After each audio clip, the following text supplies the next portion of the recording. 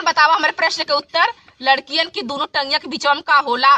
वाह रे भौजी भौसरी वाली, वाह बहुत अच्छा प्रश्न पूछले बारू कि बहन चोत ता पता नहीं खे कि बीच का दोनों टांगों के बीच में नु काली घाट के गुफा बा कि ओमे जे समय नु अटकले रह जी सारा बाहर निकलबे न करे। ता का हाल बा भालो? ता आज हम दुगो भौजी के बारे में बात करले बानी।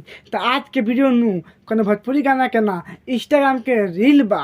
तो देखिए आप मजा ली। तो वीडियो बनाने का बस एक ही मकसद बा, एक ही मकसद रहेला आप सभी के दिल से हंसाने के लिए, ना किसी को दिल को ठेस पहुंचाने के लिए। तो वीडियो बना के एक ही मकसद रहेला। तो वीडियो देखिए, देखने के बाद में भूल जाम, दिल दिमाग में मत लेम। आज की वीडियो स्टार्ट करते हैं। लोन बतावा दिमाग सोचत हो क्या आई वाला हाउ बोला नी कवई दे देखा तारा भौजी सवाल पूछ के कैसे हंस दिया, लगा था भौजी के मुंह में पटा के पेले के पड़ी। ए भौजी तारा से बात कहल चाहता नहीं देबू काली घाट के गुफा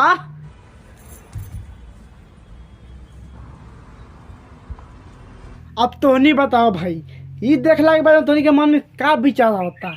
भौजी के झांझ छिड़बे कि ना?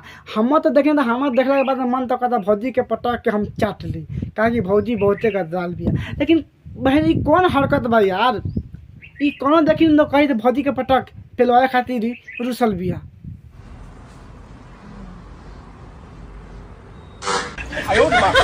अरे तार बहन तो बहुत अच्छा, खूब हल्का। ना ना भाई ठीक होगा। एक जुग सही भर का भाई लोगन भौजी के घंटिया पूरा उखड़ कर पंखावा के डंटावा में जा तार बहन चो जा जा अरे जा आज ना से करिया तार बहन चो तो कहीं का हम पकड़ बनी सन कि पंखा के आगे ना रही सन। ई जब हे में हवा खा भाग बहन चो।